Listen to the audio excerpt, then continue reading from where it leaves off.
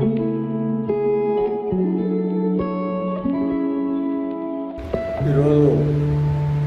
చాలా బాధాకరమైన విషయం.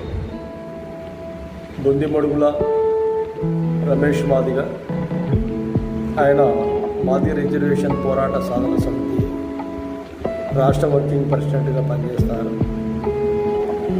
ఎంతో బలమైన నాయకత్వాన్ని అమలు చేసుకున్న ఆయన నిన్న సాయంత్రం పూట బొందిమడుగుల గ్రామంలో, కర్నూలు జిల్లా, ఆయన వాకింగ్కి వెళ్తుంటే కొంతమంది అదే గ్రామస్తులు, ముస్లింలు, ఇంకా కొంతమంది వ్యక్తులు కలిసి ఆయనను ట్రాక్టర్తో గుద్ది రాడ్లు, ఇనుప రాడ్లు, కత్తులు, రాళ్లతో దాడి చేసి తీవ్రంగా గాయపరిచారు.